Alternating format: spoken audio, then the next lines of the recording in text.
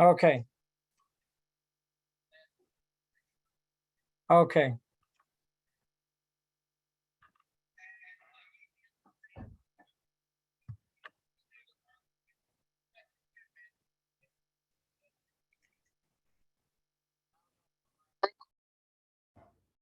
Hello?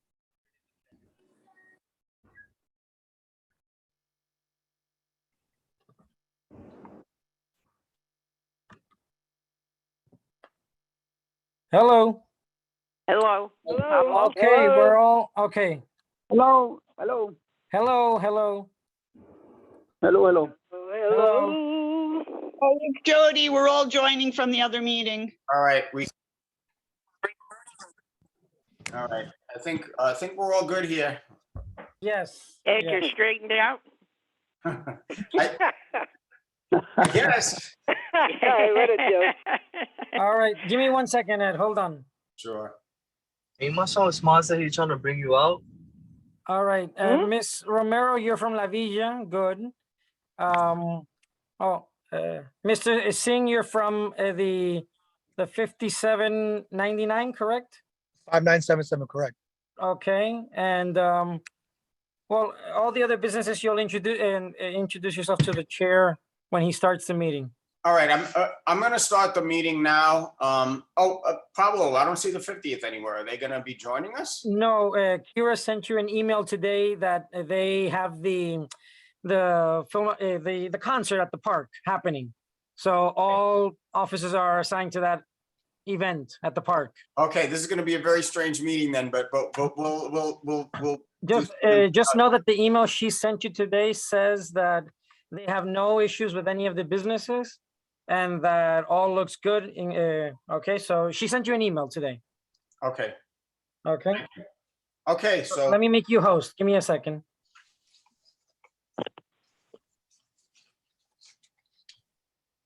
Okay, Ed, can you start recording or it's recording? it is recording already. Okay. Okay, great. Okay, so we'll thanks, Pablo. I appreciate everything. Okay. All right, Oh,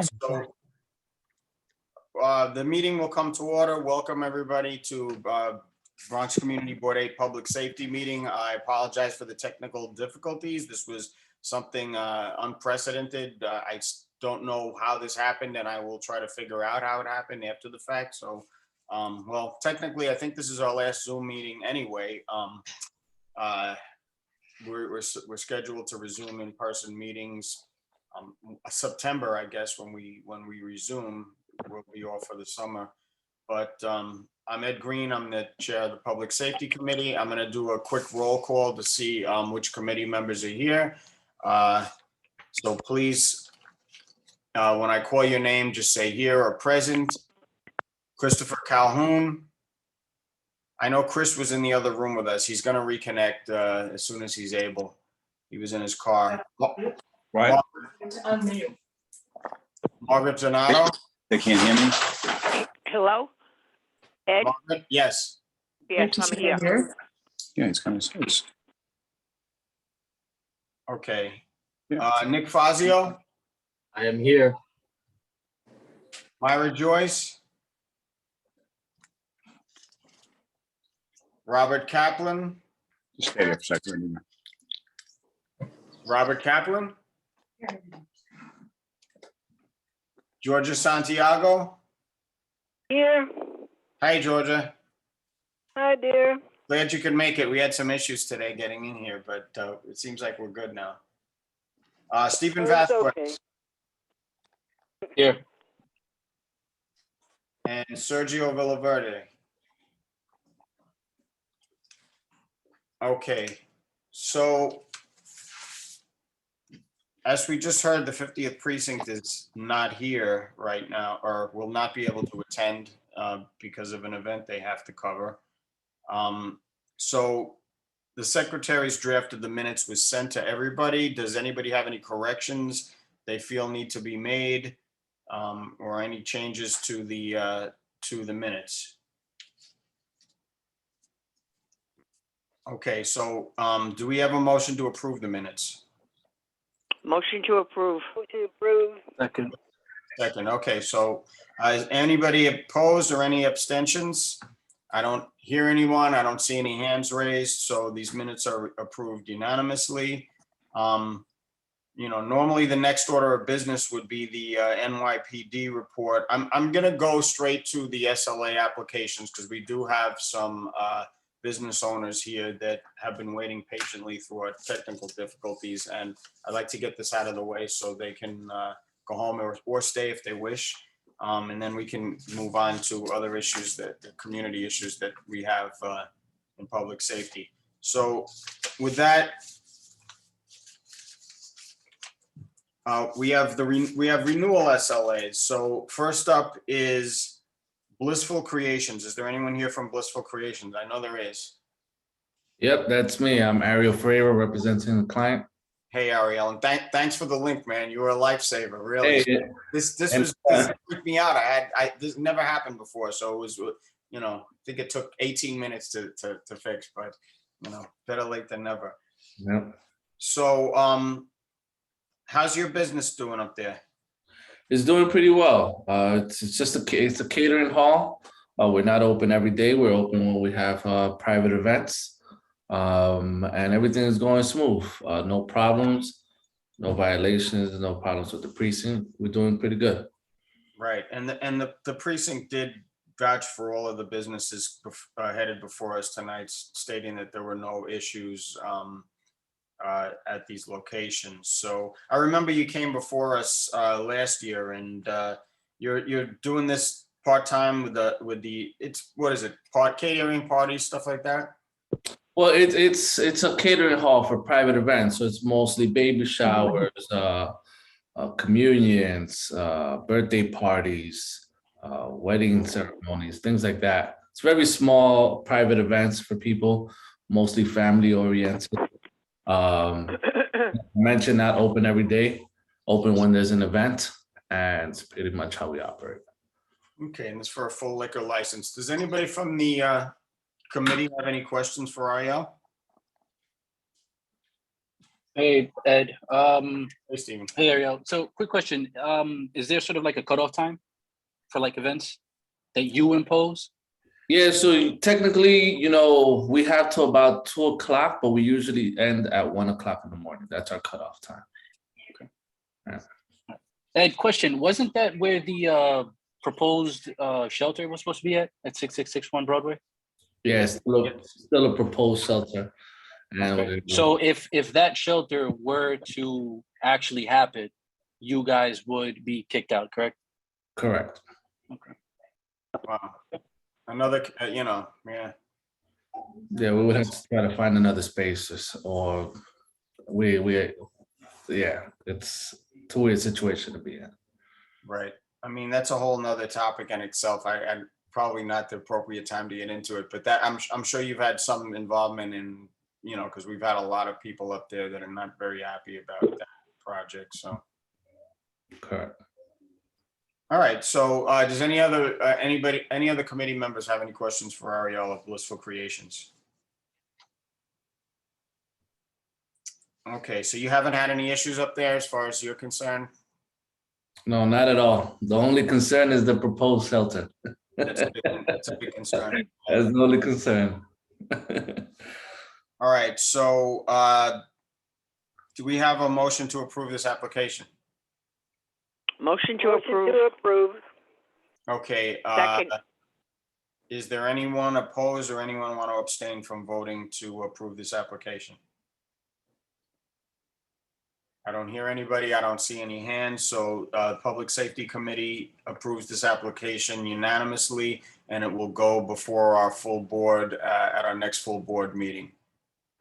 Okay. Thank you, Ariel, for coming out. Thank you so much. Have a great night, everyone. Thank you for the link, man. Big help. Anytime. Take care. All right.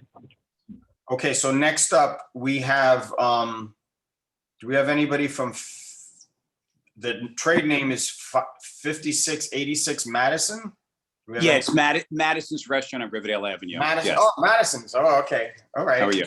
How are you? Good. Good. And who am I speaking with? Is this James? This is James Maloney. Okay, great. so this is a renewal application, full liquor license. 50th Precinct has no issues with your location. I'm aware of the location. Anybody from the committee have any questions for Mr. Maloney of Madison's? I don't see any questions. Is there anything you'd like to say, Mr. Maloney? How's business? Business is okay. You know, I've been in the community a long time, getting a little tired of it, you know, so. But Tired of business or tired of being in the community? I'm tired of the business. I'm getting tired of the business, but you know, it's busy because I'm involved. I got Beccafino's in the Burger House. It's a little too much, but you know, I've been there for 20. What the hell? What's that? I think somebody was talking, wasn't muted. That's all. Yeah. Sorry, But Okay. All right. Okay. So is anybody, no questions from the committee members? So, is anybody, we'll take a vote on approving this application. Is anybody abstained or is anybody opposed to approving this application on the committee? I don't hear anyone. I don't see any hands. So, motion to approve this unanimously? Second. Okay, so this application is approved unanimously by the Public Safety Committee. It'll go before the full board for approval. And thank you, Mr. Maloney, for coming out. Appreciate it. okay, great. All right. Thanks, everybody. Have a good night. Thank you. Thank you. Yeah.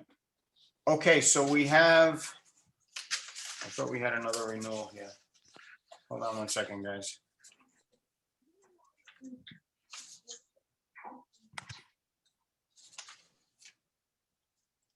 Yeah, I see something here. Satnam Singh. Yeah.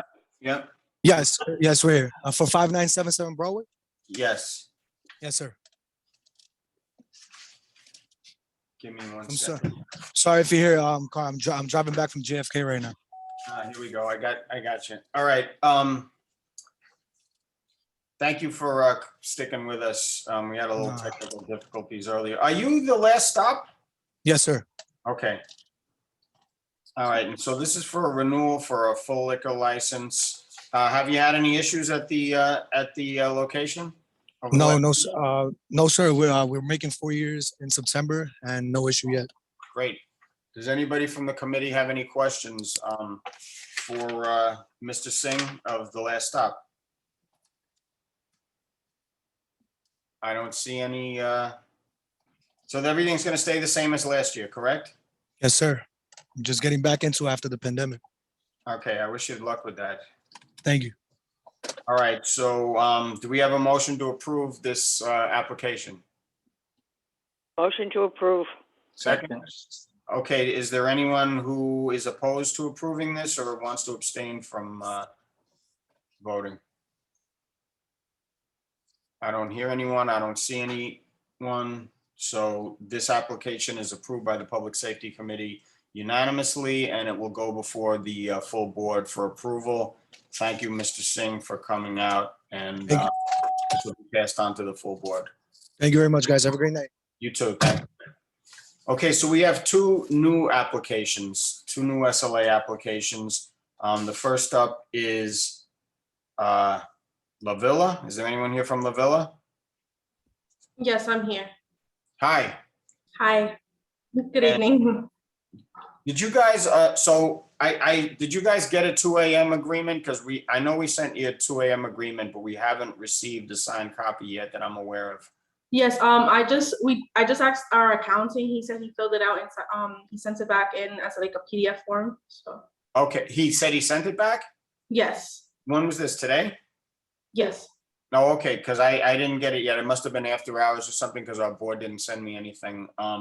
But we, is anybody from the committee have any questions? This is a new, so it's for a full liquor license, restaurant with a full kitchen. I don't see no music, no disc jockey, none of that stuff. It's No, just a restaurant. just a full liquor license. Okay, does anybody from the committee have any questions? and you are Hortensia? Yes, she's right here. Hi, how are you? Nick Fazio, your hand is up. Hi, good evening. Thank you. Is this a name change? Was this a restaurant Las Palmas before? Is that the same location? It was that location, but it's new ownership, so a new restaurant. New ownership. Okay, thank you.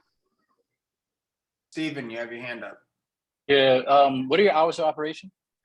So right now, currently our hours of operation, give me 1 second. It's 11 a.m. to 11 p.m. Sunday through Thursday, and then Friday to Saturday, 11 to 12. But we are looking forward to see how business goes, and then we're trying to like stay open till 2.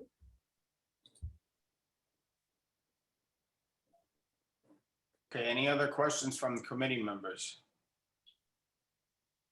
My question would be, have you owned any other businesses before? Do you own any other businesses currently? Yes, just not under the same name. What businesses are they? So we have 570 East Fordham Road Pete's Cafe, and then one in Yonkers 925 McLean Corner Cafe. And then La Parranda Bar and Restaurant 2712 White Plains Road. Okay, so I guess my question would be, why this area? What drew you to this area? What over here? ¿Por qué esta área? ¿Por qué escogieron esta área? Porque ese es solamente para restaurantes mexicanos. So they wanted to try a new area out. Like this is gonna be our like first full Mexican restaurant. So like all the other ones are just like diners, and like I guess this area like better helps for a Mexican restaurant. Okay, and when are you gonna be up and running? Right now we're just we currently have an issue with the Department of Buildings, like getting back our payment, because on the system it appears that it's like we haven't made the payment for some of the plumbing work, but then after that we should have an inspection and we should be up and running soon. Okay, great. I love Mexican food, so all right. Is any other questions? I don't see any hands, so do we have a motion to approve this application? Motion to approve. And I heard two, so that's a second. So is there anyone who wants to abstain or is opposed to this application? I don't hear anyone. I don't see anyone. So this application, this application is approved unanimously, but it is to the owners. This will be contingent upon us receiving the 2 a.m. I know you said you sent it. I haven't seen it with my own eyes, but as soon as we can confirm that this has been received, then it'll be contingent upon that. Okay, so I'll have him resend it just in case it didn't go through. It's probably fine, and I believe me, I'll have them reach out to you if we didn't get it. So okay. So it'll be contingent upon us receiving the 2 a.m. because that's any new business, and it sounds like your hours, you want to close a little earlier than that anyway, and leave it open till 2 if things are working out favorably, I guess. Yes. Okay, sounds good. So thank you for coming out, and this has been approved unanimously by our committee. It'll go before the full board at our next full board meeting. Okay, thank you guys. Have a good evening. You too. Thank you.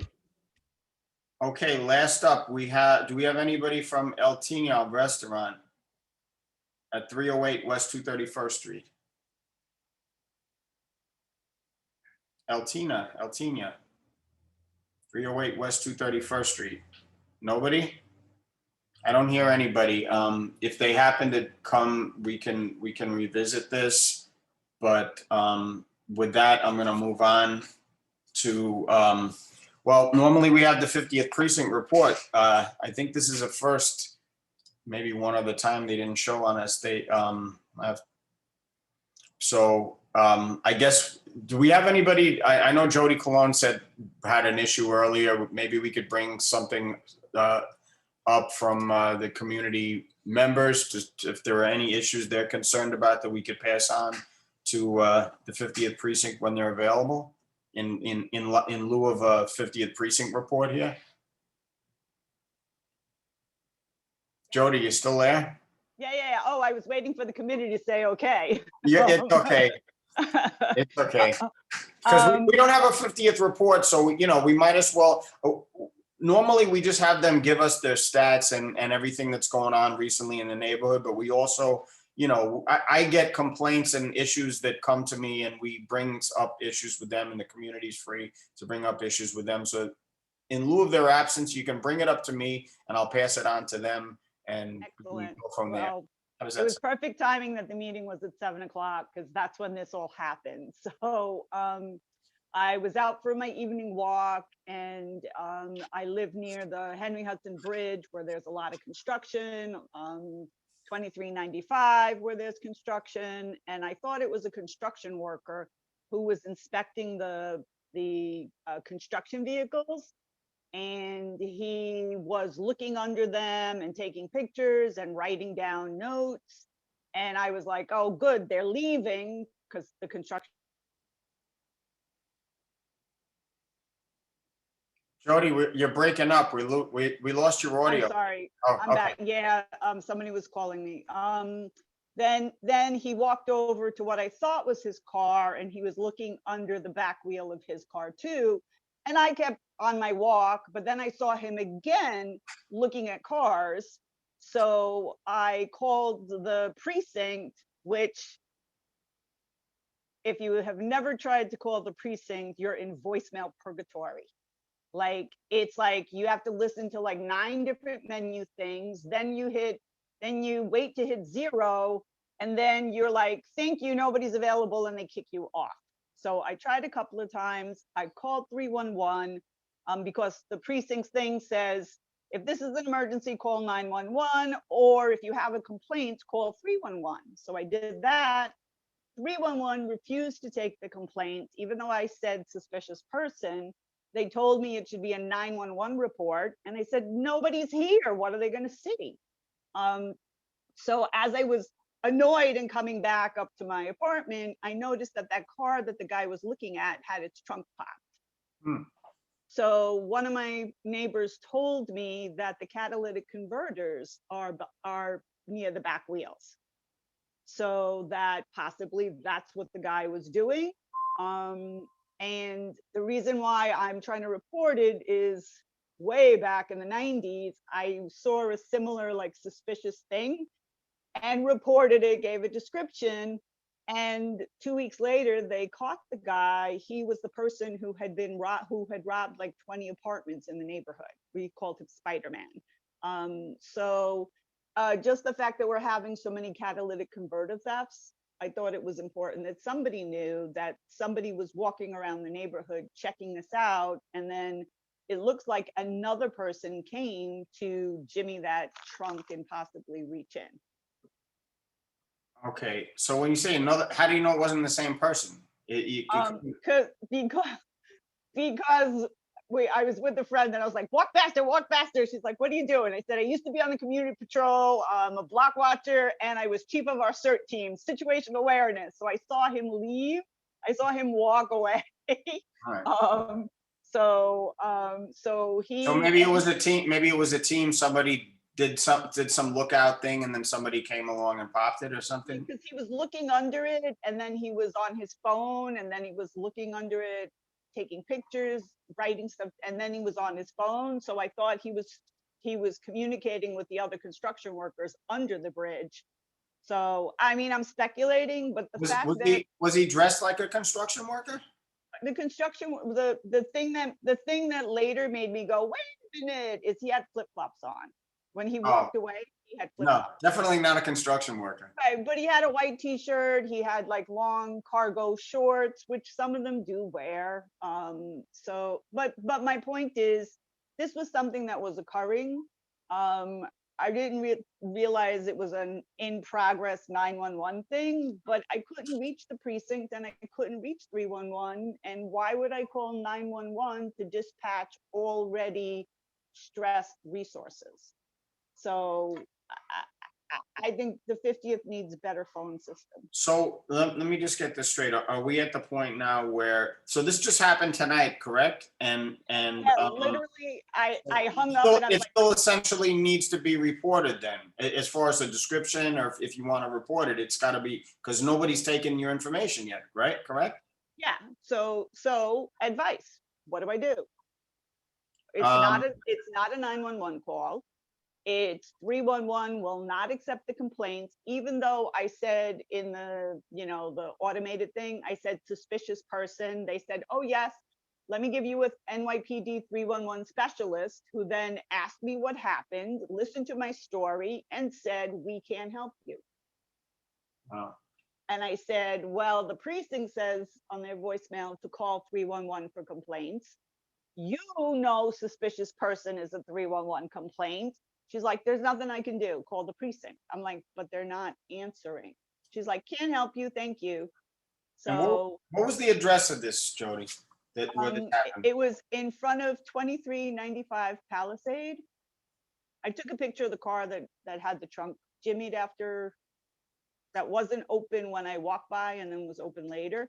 And it was also the construction trucks parked under the Henry Hudson Bridge on Palisade/Johnson, right, literally right under the bridge.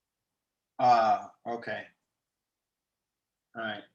And then that person walked on Palisade towards Half Moon Overlook, and then turned. So I mean, it's kind of sad that you couldn't get an immediate response from somebody from the 50th, or even the 311 for that. But I mean, what I would suggest is, I mean, if you want to deal with this on a local level, I could contact one of the officers and maybe have them contact you.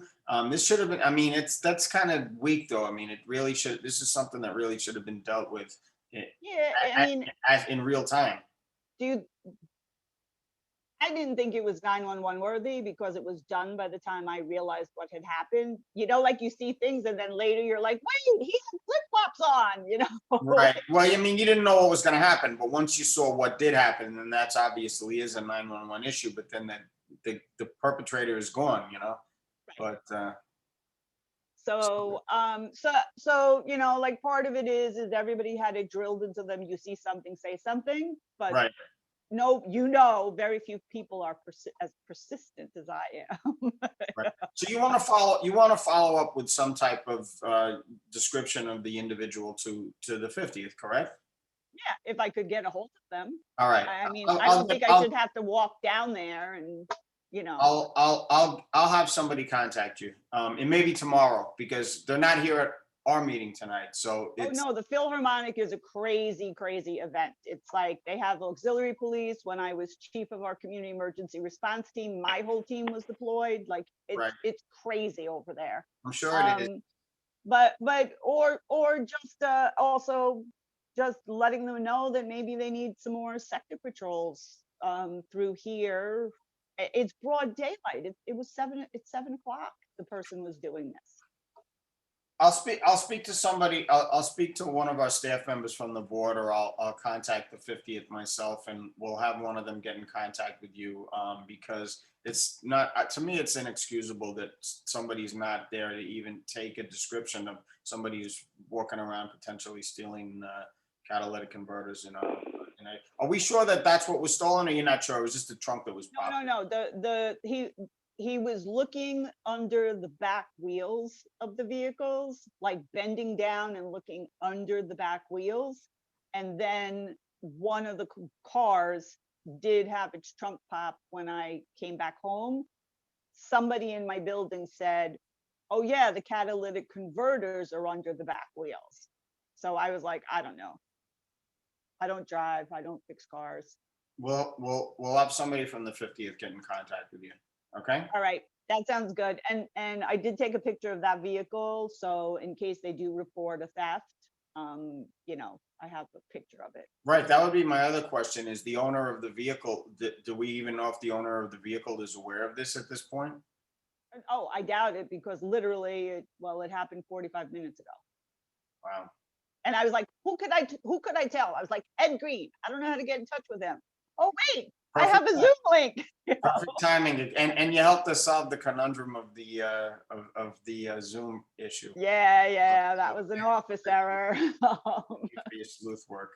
All right, thanks so much. All right, so yeah, and I'll have somebody reach out to you from either our board office or hopefully the 50th precinct. We'll either connect them or we'll get you in touch somehow. It's just, it's a shame that you couldn't do that right away, but it does seem like you said the event has them tied up a bit tonight. Well,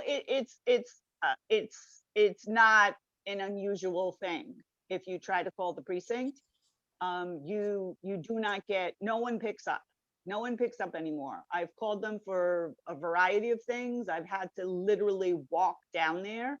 And some of the extensions are, community affairs, domestic violence, like that. It's ridiculous that nobody picks up on those. It's Right. ridiculous that nobody, when you wait for the switchboard operator, there's no switchboard operator that picks up. Yeah, Call it. my only Call it. thought behind that would be that, they are shorthanded, but they do have the 911 services and the 311 services to deploy them as needed. So that kind of I would guess would be their rationale for not having Right. fully staffed. But 311 won't even take the complaint. They transfer you to 911.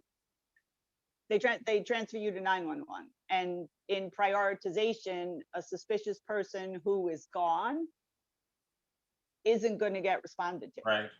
And I don't expect it to be responded to.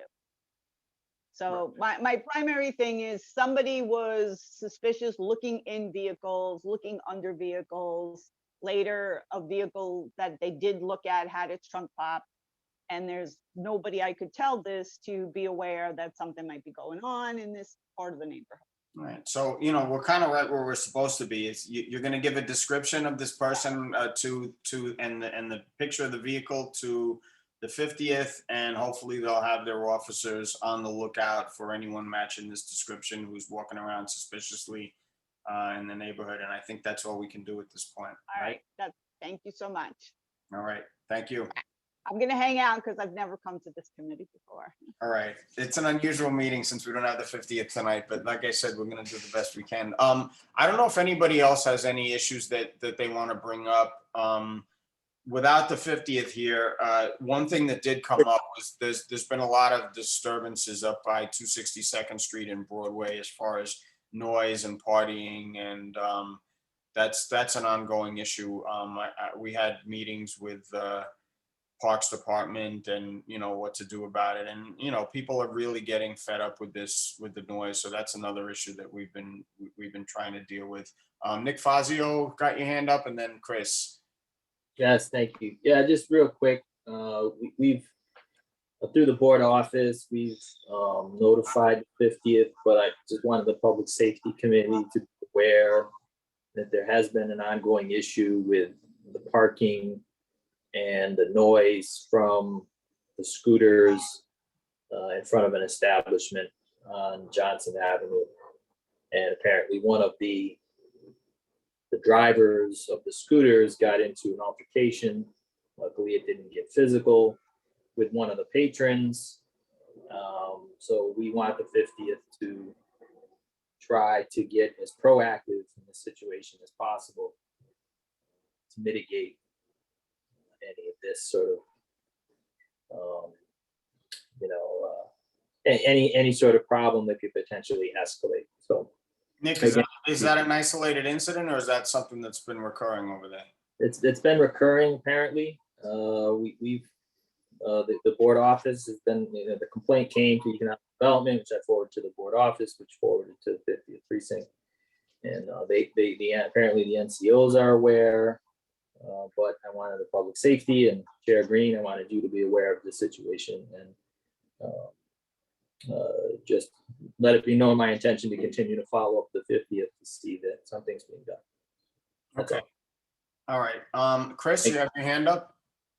Yeah, it was brought to my attention, and maybe you already know this or it's been covered.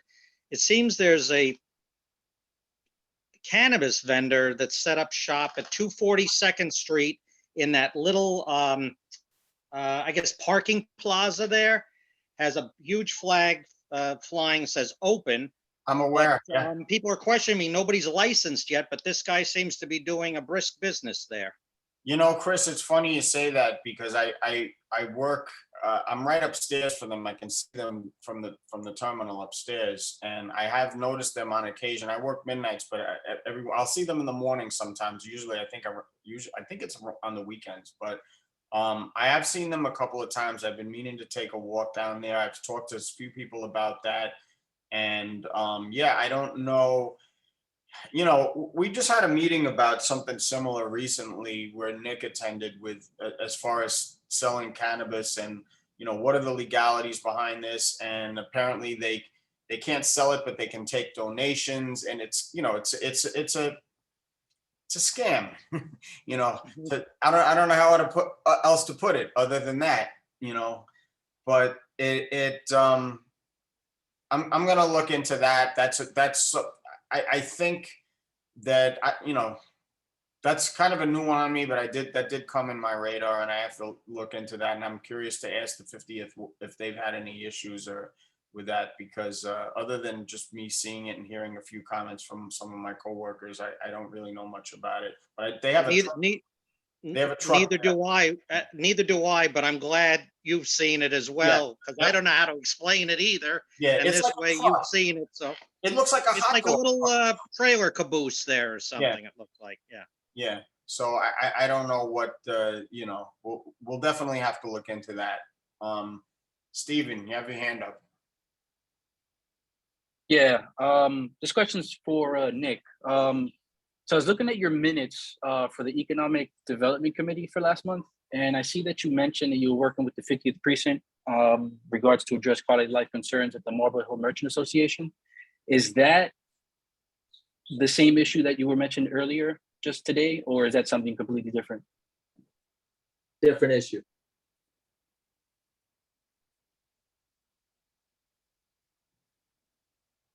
Different issue? Okay. Jody, is your hand up from before? That's a new one. New one.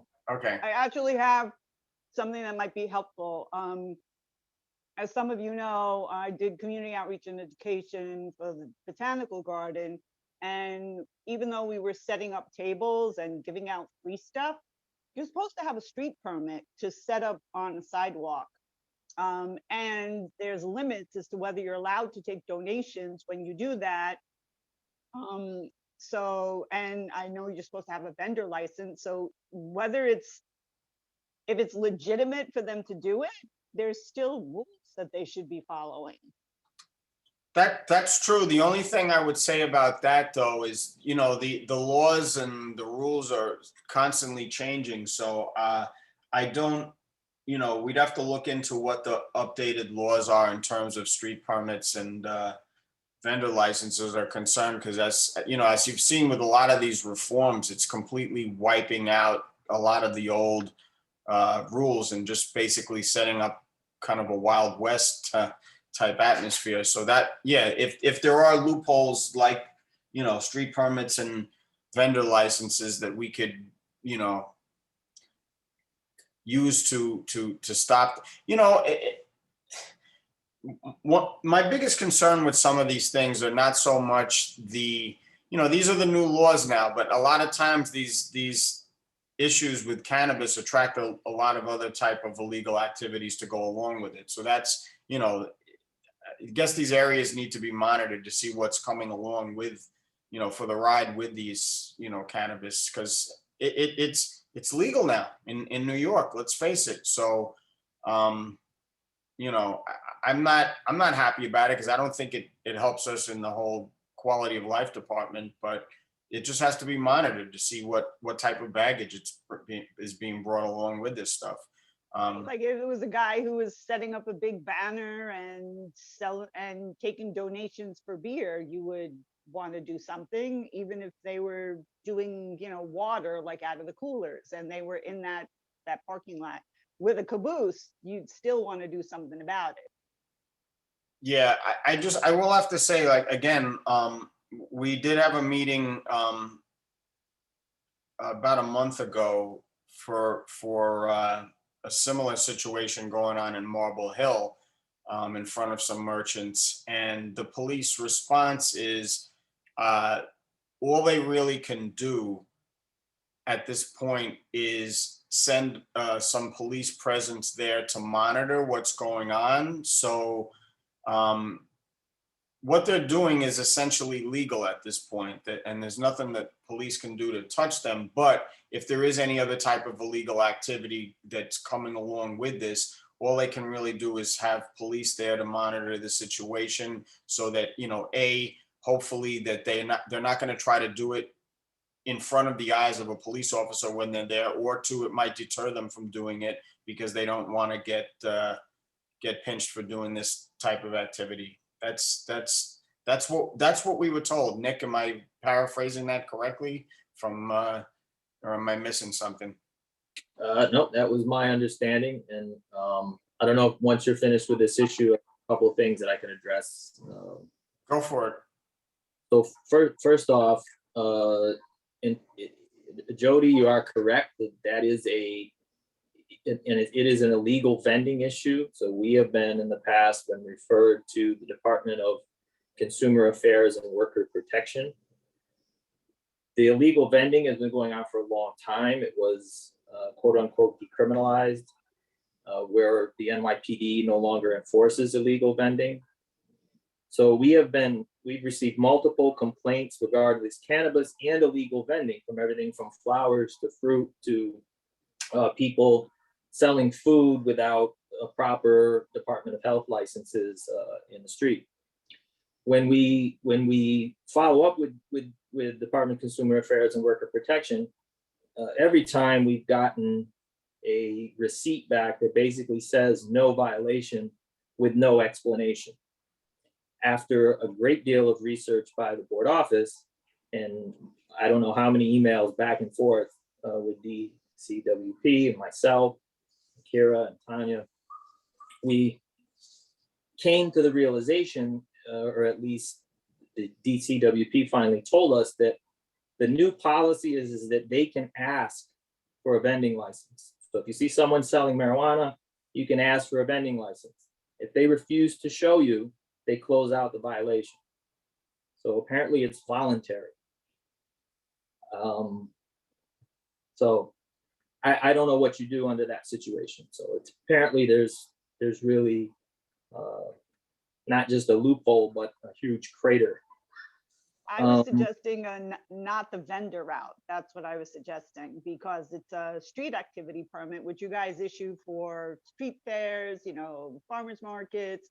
Like, I was sort of thinking about trying to go around the cannabis, whether he's selling or getting donations, and trying a different angle. In the past, it's hard.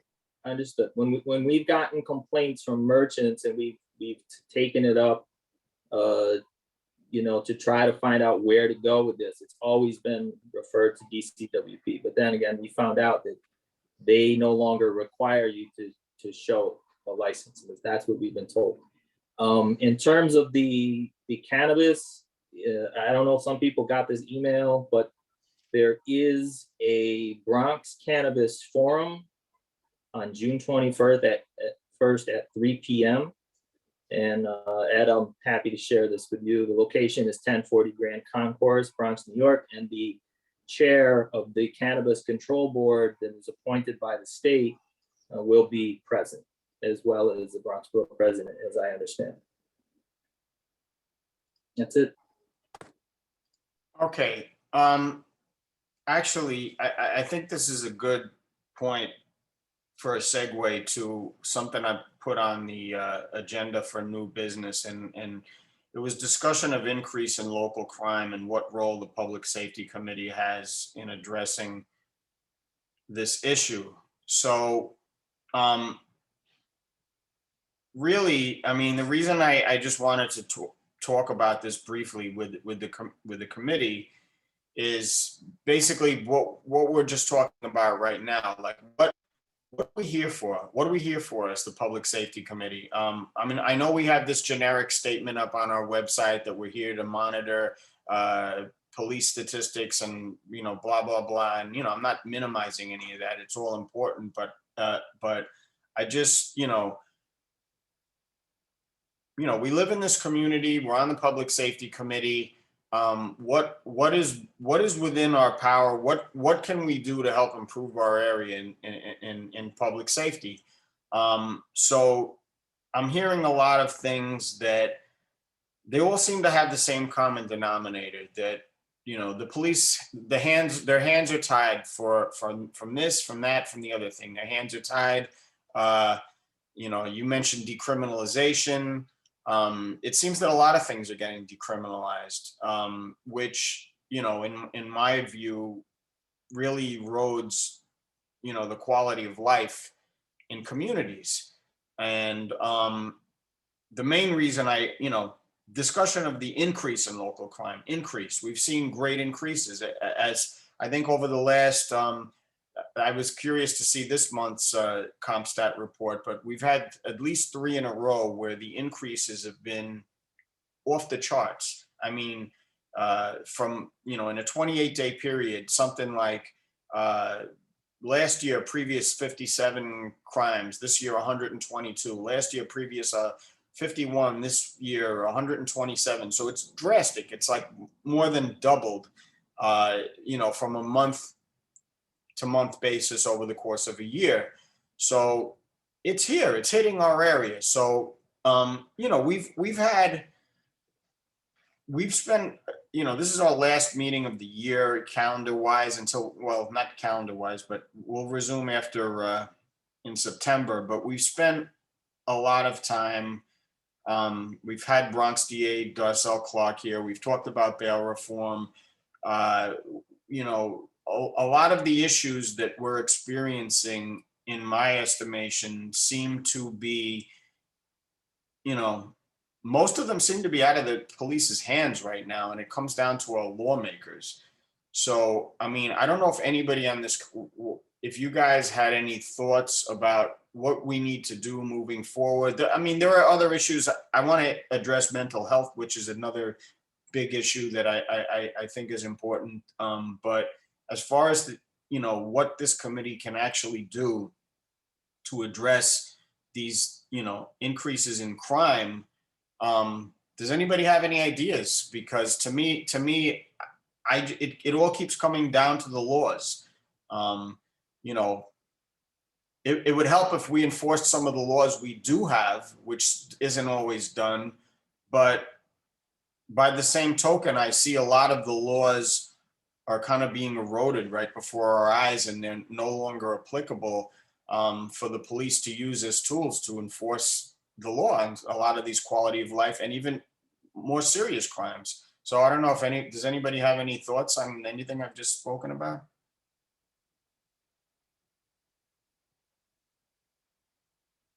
Stephen, you have your hand up? Yeah, Nick Faggio had his hand up before. You could go. Oh, Nick, I thought your hand was up from before. Go ahead, Nick. Oh, no, that's okay. Thank you, Stephen. Well,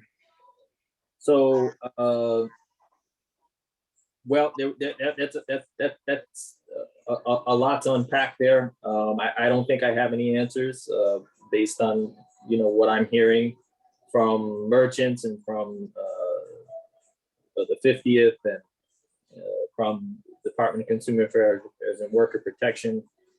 But I just want to address real quick. One of the things that Jody said made me think we actually did that would be a DOT violation if you took that route you're thinking of. And we did try that a couple of times. They were dead ends, but I'm glad you mentioned it because you give me I think we have to try to play that again, that some of the sidewalk and street vending, whether it's cannabis or anything else illegal, because the illegal vending is pretty rampant right now. I think that gives us another opportunity to at least look into it. So thank you for that. In terms of, you know, what our committee can do, I think continuing to be the voice of, you know, the constituents and the residents, and that is our mission. That is our mission statement.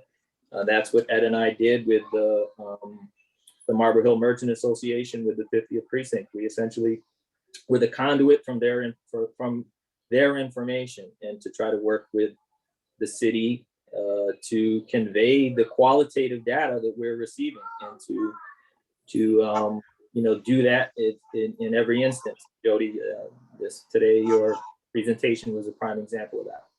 So, Stephen? Yeah, so in regards to what we can do, I mean, I've mentioned this before briefly, is to, continue having, elected officials present, right? It's an election year. I know we come back in September. Hopefully, we could have an Eric Dinowitz or a Jeffrey Dinowitz or, Darcel Clark again, or even Richie Torres, come and present and answer questions from us and the community, right? Because you're here receiving complaints from the community, right? We're walking out in our community and seeing things that don't make us comfortable, right? So I think, we have a platform that, we could provide to these elected officials to answer our questions. Yeah, I kind of feel the same way too, and we've kind of went back and forth on some texts with that too. And one of the things I'd like to do moving forward is, address some of these. The thing about the bail reform is bail reform is somewhat of a controversial topic, meaning that there are a couple of different approaches to it. Well, some people like it, some people don't. So that's always going to be kind of a polarizing issue. But I think the one thing that people can't deny is that nobody wants rising crime, regardless of whatever you think the solution is, whether bail reform is a positive thing or a negative thing. Nobody wants rising crime. So, and elected officials especially, they need to hear this from their constituents. And but the thing is, the bail reform, we had Raphael come in and speak very eloquently on bail reform, and I think he made a lot of great points. And I think some of those points are the points we should be taking to our elected officials, stating that, look, this isn't working out. We need new law changes, or we need more support for our law enforcement, or something to that effect, because things are just going south right now. So I think some type of forum with our elected officials and perhaps the press here, because that seems to be what, as you mentioned, it's an election year, and that seems to be what they respond to is pressure from their constituents, and they want to have the ability to retain their seats in the assembly and city council, wherever, and they need to know that their community members are not happy with the way things are going, and it's up to them to change it. Jody, you have your hand up. Yeah, I'm laughing because I'm like, yeah, now Ed is the chair and he knows what I do to the other chairs. So I'm cool. I'm cool. Yeah, you're treating me fine. I'm all right. So a couple of things.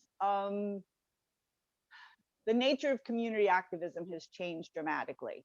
I've been here almost 30 years. We had car break-ins, thefts. It was a recurring thing. And there was one guy, I think his name was Ishmael.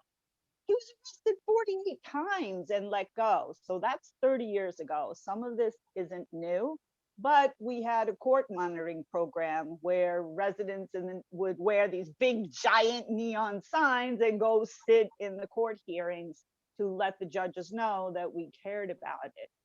We had the precinct do block watcher training where they took us around and, we called it the paddy wagon.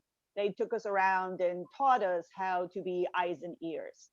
We had a community patrol, which was eyes and ears, but then there was a terrible incident in Brooklyn and they disbanded all the community patrols. So there's been a bunch of things that have been done with the community in collaboration with the community board, but like right now, I think the problem is I didn't even know whether I was coming to the right committee with my complaint, and I'm pretty plugged in. So I think part of it is using some of the communication tools to let community people on the e-list and on the Facebook page know that why would you go to a public safety meeting? That could help, because there's a big difference between the community board talking to an elected official and 30 constituents complaining to them about the same thing. And so I think the committee could help the community have words to speak to the elected, and also give you like, oh, 10 people came to the meeting about this, and give you some more kind of clout to have them deal with things. The last part is yeah, you can't, bail reform and all of those other causes are very tricky and politically fraught, but you could just deal with the outcomes. We've had car thefts, we've had break-ins, we've had crazy stuff in this neighborhood, but people now complain on Nextdoor, Facebook, the Citizens app, like they don't come to the community board anymore because it's not really part of the fabric of how they complain about things. So I've been talking to other committees about this, like people don't even know to go to these committee meetings. So maybe that's something to think about, is how to do more outreach so people know to go to the community board, so you could be this like central collection point of the issues. So those are just my ideas on it, from what I know we've done in the past to make change. Thanks, Jody. Those are great ideas too. So as far as the communication tools are concerned, that's something I think I want to start looking into for when we resume. We'll probably be in person, but it still remains, we're going to speak about this tonight about the hybrid meetings also, but having more people show up to basically pressure our elected officials into, doing what we want done in the community. I think that has a lot to do with it. And, I know you've been to plenty of the TNT meetings. We've had TNT meetings, the Traffic and Transportation, with 250 people on it. And then we've had very small ones also. But when an entire community gets galvanized to come out to fight against something that, I'm going to play devil's advocate on this a little bit, because it's a great idea what you're proposing, but we do that to DOT and they ignore us anyway. You know what I mean? So I'm not saying we shouldn't, but we have to, I think we got to go right after the elected officials and not necessarily the agencies that are in the city, because the elected officials are the ones that, can make these things happen or go away. Or Chris, you got your hand up. Yeah, Ed, I just wanted to say that I felt in the short time I've been part of this committee, when Captain Gervin and the 5-0 or reps from the 5-0 have been here, and we've taken complaints from constituents, it's brought it out to the forefront where a lot of us may not know what's going on in another sector in the neighborhood. And the 5-0 hasn't really pushed everything aside. We've had, I think, some effective conversations with Gervin and his community affairs officers. A few that come to mind are to latch on to Jody's concern about the catalytic converters. I remember at a meeting it was brought up, they actually caught a small band of people that were, I gather, coming in from Yonkers and doing it. That came up at one of our meetings. When Chuck Mordler brought up about the parking chaos on Johnson Avenue, that came up at one of the meetings as well. And I don't know the constituent's name, but this woman has talked about drag racing up and down Bailey Avenue. And I believe that's been addressed also, because she has said that it has improved, I think the last time she called in. So I really feel this type of forum, in conjunction with having the electeds here and informing them of what we know, brings it all to the forefront, and we do make a difference.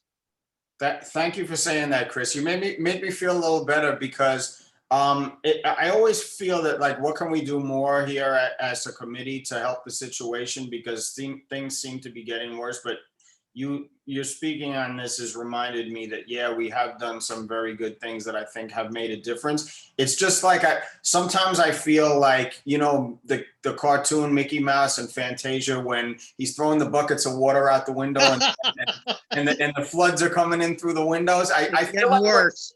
I feel like we're busting our hump and getting things done on a small level, and then it's overwhelming because a bigger part of the dam needs to be plugged, and we just have to try to focus on what that is and coordinate our efforts towards plugging the bigger hole. Well, that's been my takeaway at many of the meetings you've chaired, that when it's brought to the forefront, it's not always, no, we can't do anything about it. We're going to look into this, we're going to do this, and sometimes we get follow-up on it. And I feel we are making a difference as a committee. Thank you. Georgia, you have your hand up. Yes, I have a comment to make because with this see something, say something, I don't know, that's burnt out, because if the police hands are always tied, speaking of, I maybe 2 months ago at a 50th precinct, sergeant was there. And I brought up about the mopeds, the motorcycles, bicycles. What are the citizens' right to be walking on the sidewalk and you almost get mowed over? I've almost been knocked down like three or four times. And also on 231st, where I visit quite often, there's 231st Street is quite disgusting, to say the least, because you have Mr. Smoothie or whatever it is, ice cream man. He parks right there at 231st by Walgreens through the pedestrians crosswalk. That's where he parks. He's been doing that for quite a while. And not only that, pigeons carry cryptococcus, which is a horrible disease. I've seen it on a slide. The patient died. It's like a light bulb in your stomach that never heals. So that's why I'm so against pigeons. And you have people sitting there, they feed raw rice. Who ever heard? But that's what they do. So that's my comment. I hope you understand. I do. My And complaint. George, I've lived in this community my whole life, and that area at 231st and Broadway is, I'm afraid when I walk under there that I'm gonna get my head crapped on. Every time I walk under there, I'm always looking up. It's notorious for. No, you don't look up, Ed. That's one thing you do not look up. Well, I figure if I look up, I can dodge it if it's coming, you know? But, No, they're faster than you. I listened to Georgia. yeah, but that area is notorious. You know, so that almost sounds like an mental and sanitation issue to me. I don't know what they can do about that. That's quality of life, but I don't think that falls under the criminal code. I think that's more of an environment and sanitation. Department of Health, pigeons. Department of Health, yeah. Yeah, they're pests. Yeah. Well, it's like you said before, when, you call 311, whoever you've called, you get the runaround. That's the thing now. You can't hardly get any, I don't care what it is, you're calling for. Yeah. Just can't. That's the realm now today. Okay, I see a hand for Ryan. Ryan, you got your hand up? Yes, thank you. Here, I'll turn my camera on so I'm not being mysterious. My name is Ryan Aquata. I live in the neighborhood. I just moved here last July. I'm on Cambridge Avenue. And I've been very curious and interested about this space. I've been coming for the past few months to listen to your meetings and observe. I've never been sure if it's okay for me to speak or when I should respond or ask questions. You can always raise your hand. Usually we have the NYPD wasn't able to be here tonight, which is very, very rare. But when we have an NYPD report, you can share. Well, pretty much how the format goes is anytime, I usually go to the committee members first, and then if any of the public wants to comment, then they're free to raise their hand and comment. So you're certainly welcome. Come back. So awesome. what do you Good have? to know. Yeah, so I just want to share, I work in the courts in the Bronx. I work for an alternative to incarceration program. These issues are like very important to me, but I recognize in listening that I come from a very different orientation sometimes to these issues than many of you. And I am here because I sort of would like to be in conversation with you, especially given you're part of a body that represents me. I'm a constituent of yours. You're my community board. And so I really appreciate the function this board seems to play. And like when people come and bring issues, you really are able to demystify bureaucracy, point people in the right direction, help them, become aware of resources that they weren't aware existed before. And I really appreciate the role of like political education that this committee has been playing, and inviting the DA to speak and inviting this guy from the Manhattan Institute to speak. I really disagreed with just about everything that he said and felt his analysis was really biased and misrepresenting reality significantly. But what I'd like to, my feedback for what I'd like to hear more of, and because this is something, working for a nonprofit that's dealing with criminal cases of all kinds of seriousness, trying to help people get access to resources that they need. Like, it's not just legal reforms that I think are creating the crises that's increasing crime right now. Like, there's just all kinds of crises happening right now. If you're trying to get somebody mental health treatment, there's like 3-month-long wait lists everywhere across the entire city. There's like tens of thousands of evictions happening in housing court right now that were stalled for 2 years and are now just like filling up the courts. People have lost like dozens of family members. Like, is it like 40 or 50,000 New Yorkers died since the pandemic started? Like, there's just like a mountain of grief, escalating homelessness, mental health crises. There's where we have like double the national unemployment rate in New York City right now. People are struggling for a lot of different reasons, and they're getting desperate and they're making poor decisions in many cases.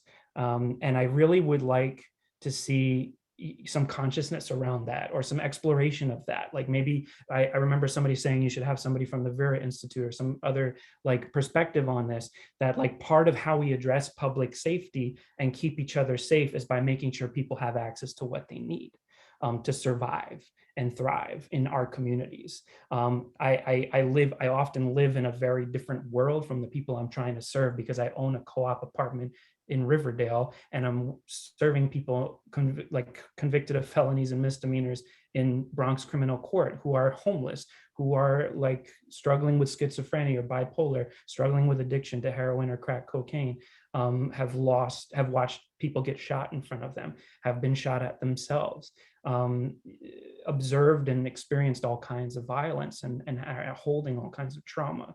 And so I just would like to figure out, like, where is there room for that in this conversation, or is it just is this just a forum to deliver complaints to the police, or is this a forum for a larger conversation about what actually creates public safety in the city and in our communities? Thank you for sharing that. So one of the things that I'd like to do as chair of this committee is I wanted to do this year, but a lot of stuff happened. I do want to have some type of a forum on mental health, a large forum on mental health, because I work in the subways, and I work midnights actually. So it's kind of hard to even describe what I see overnights in the New York City subway system. I could tell you, just a small sample that, on the one line, the Broadway line, from 191st Street, pretty much all the way down to 137th, and then even further down, the platforms are filled with people using crack cocaine, people using heroin, even prostitution now. That's the latest thing that's popped up. All all kinds of homelessness and just all kinds of, it's just a bad scene out there. It really is. And a lot, the common denominator in a lot of it, well, you could say drug addiction is one, but there's the mental health aspect of it also. I had this conversation with a few people about, it's kind of like what came first, the chicken or the egg. There's a lot of, nobody knows the percentages on this, but there's so many homeless people out there that are suffer from mental illness. So did the mental illness drive them to become homeless, or just being out there on the streets for X amount of days drive them to be mentally ill? Because just some of the behavior that I see going on, there's not much doubt that, you know, there's a ton of mental illness out there. So in my view, you know, a lot of this mental illness is contributing to a lot of the crime that's going on. So that's where I'd like to at least begin the conversation. I haven't pinpointed any specific entities I'd like to bring in that, you know, would qualify as so-called experts on this topic, but I will be doing some research on it. And that's one of my priorities for the upcoming year. Is, you know, I have two things in mind right now. One is to basically bring in our elected officials and kind of hold their feet to the fire on this. And the other would be to have a serious discussion about mental health, because I don't even know if it could be quantified statistically about how much mental health contributes to crime. It's just been my experience, based on what I do for a living, to see that it contributes greatly, at least in the subway system. So yeah, I guess the short answer to your question would be yes, we will be having, you know, forums that deal with these issues, you know, because like you said, it's not just about police statistics, you know, that's part of the thing, but I would like to make this committee into something that, you know, we're going to discuss these issues. We're going to try to come to some common sense conclusions on what can be done about them, and what can this, you know, what's the role of, you know, the Public Safety Committee of Bronx Community Board 8 in this whole process, which is, you know, we're still trying to determine at this point, as far as I can tell. But thank you for commenting, and I hope you'll keep coming back. Thank you. Stephen. Yeah, thank you, Ed. So just to sort of like piggyback on what Jody stated earlier regarding having more people attend these kinds of meetings. I know as a Public Safety Committee, we tend to hold their meetings in the 50th precinct, correct?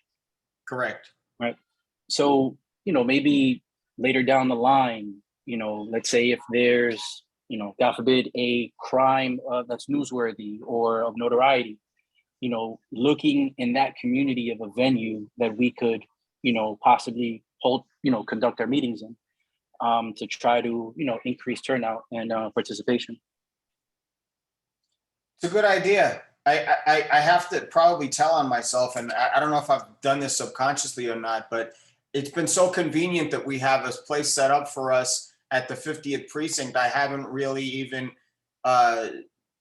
considered the notion of moving the meeting, just because it's so conveniently set up for us. I do what I will say though is, you know, I'm going to kind of bleed this into the next topic we have on our new business section, which is segment, which is the discussion of potential Public Safety Committee hybrid meetings, which are the video in-person meetings. And what I will say is, well, first of all, there's no way we don't have every committee member here tonight, and even if we did, it wouldn't matter. There's no way we could possibly, unless anybody has any other thoughts on this, I don't think we could possibly hold a vote on this now at this point, because we're still in the process of figuring out if it's even doable. We don't have anybody here from the 50th precinct tonight, so I'll let you guys know that this is the issue that came up with regarding, and Nick was there for this at our meeting. We had a meeting about the vendors with the cannabis. So, and Laura Sporter, our chair, reached out to the 50th precinct with them about this also, and I don't believe she's gotten a response yet. So when you walk into the 50th precinct, they have a sign on the door stating that something to the effect of no video recording devices are allowed past this point, blah, blah, blah. So, you know, we questioned Captain Gervin about that, and it was kind of left at, okay, well, we'd have a private meeting space. We'd be in like a conference room. So what if we had video? Oh, and Wi-Fi was the other thing. I don't even know if they have Wi-Fi there. So a lot of these questions have to be answered before we're able to say, oh, decide as a committee, oh, we want to go through this process and do the hybrid meetings. And, you know, what kind of a commitment will that require from myself as chair, or from anybody from the committee or anybody from the board who wants to volunteer to do some of the technical issues that we may have? Are we willing as a board to put forth the money to get a consultant or some type of technical expert to assist us with this? So there's so many questions that still remain. We are going to be breaking for the summer. This is something we can correspond with over the course of the summer to hopefully address some of these issues. But, you know, it's all kind of a moot point if the 50th precinct states that no, you can't have any recording equipment in here. That's the end of the Zoom conversation right there, at least if we want to have our meetings in the 50th precinct. So, you know, the one issue that was brought up was, okay, let's say we have cameras in there. Let's say they do allow cameras in a conference room. Well, that's kind of what the question is. So their concerns are, you know, they have all kinds of stuff going on in that precinct. People are getting arrested. People are coming in, complaining about stuff. There's always the possibility, okay, the door opens and now somebody's on camera who doesn't, you know, shouldn't be on camera. So there's definitely questions that need to be answered that haven't been answered yet by the 50th precinct that we're awaiting. So that's basically all I wanted to bring up and let the committee know where we're at in terms of hybrid meetings, because Bob Kaplan brought this up the last time and was what he wasn't aware of that I did correspond with him. He didn't check his email. So we had corresponded after that. So he knows where we are, and I think he wants to have a conversation with me about this. And I'll tell him exactly what I'm telling you guys, is that until some of these issues are finalized, there's no way we can vote on this as a committee, because, you know, it's a moot point if some of these things are just not doable. So we're just waiting on a lot of the information from the 50th precinct now at this point to, to find out what the next step is. So, Georgia, is your hand up from before, or is this something new? Before. Oh, okay. I don't know if anybody wants to comment on anything I just stated, as far as, I usually ask for committee members. I see Jody, your hand is up. I know you got a lot to say on this because you were very vocal about this in the other meeting. Go ahead, Jody. You're breaking up, Jody. I'm sorry. Less about that and more about the idea that if people don't know when to go to the Public Safety Committee meeting, it really doesn't matter whether it's in person or on Zoom. So that was sort of one of my points. And the other thing is, hi, Ryan.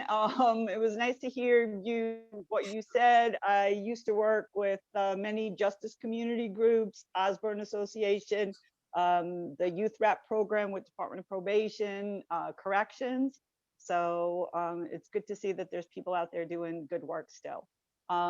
So I think that that's part of my issue, is many of these committees, unless you're already in the loop, you don't know as a community member to go to the community board. And then the frustration that all of you expressed was the community board really is just advisory.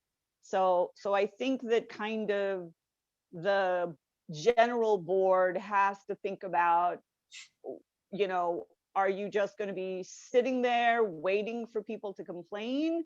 Or are you going to make a more proactive plan of how do we reach parts of the community that may not know to come tell us about stuff, and nothing's being done because they don't know who to go to.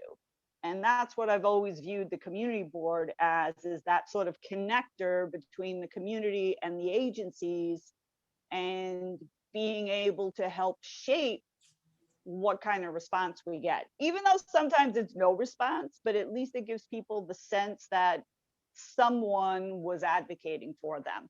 And I think that's a really important role for the community board.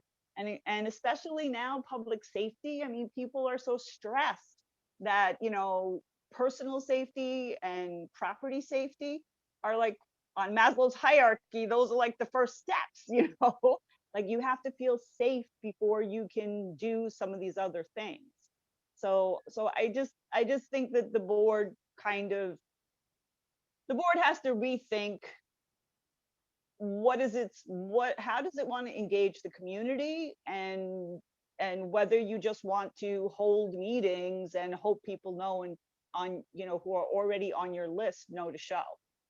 Like, that's a big issue. I know that's bigger than this committee, but when you have such an important connection to NYPD and you have their ear, I didn't even know they came. I thought they only spoke at the general meetings. So you know, I think Zoom versus, you know, you'll never see me again if it's not on Zoom. But I think that if you go through all that work to have a hybrid meeting and you're just getting the same people, and it's not more convenient for those same people, it doesn't really matter. Yeah, thanks, Jody. You may have, you know, that may have lit a spark in me, because I think it's a lot of what you're talking about is outreach. And I think, you know, like I mentioned TNT earlier, we have seen on occasion just absolutely huge turnouts for some of these meetings, Zoom or in person, because a community is directly affected. So I think, and it is a larger issue than the Public Safety Committee, but also the Public Safety Committee, I think, you know, and myself as chair, needs to take a more active role in seeing what we can do in terms of having just a better outreach technique to reach out to people and to build a bigger following, I guess, with this meeting, to get more residents involved in public safety issues in their community. We generally, right now, we're down, we've been going at this for a little while. We're down to maybe 10 people or whatever, but we generally have a pretty decent size crowd in the Zoom, bigger than in person. So, but I'd like to expand on that and try to grow our audience, so to speak, to get people more involved, and it especially it'll be a lot more effective if we do. You know, I've had visions of bringing in some of our elected officials and you know basically raking them over the coals for some of these policies that I feel have just really handcuffed our law enforcement. But it doesn't, you know, it won't be that effective if there's 15 people here. It'll be a lot more effective if we have 30, 40, 50 people here to voice their concerns, so they can really get a feeling of, you know, how the community views some of these things. So thank you for that. I will discuss the outreach part of this with our board chair and with our district manager and the staff, and see, you know, and certainly, you know, the committee, I would welcome the committee to put forth any ideas about how we could have a more effective, you know, outreach program for this meeting to attract, you know, more residents to come out.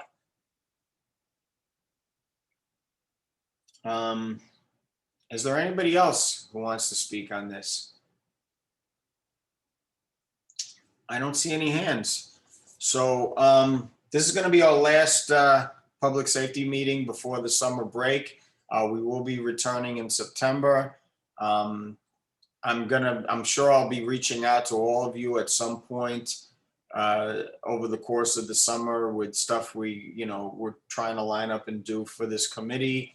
But until then, I guess, do we have Do we have a motion to adjourn the meeting, or does anybody have anything they want to bring up? Any new business, anything? Nothing? Okay, so Motion to adjourn. motion to adjourn. Do we have a second? Second. Second. Okay, so thanks everybody for coming out, and I will keep everybody updated of what's going on over the course of the summer. And have a great summer, everybody. Have a great Have night. a great summer, everybody. Good night. Everybody. Be safe, everybody. Bye. Bye.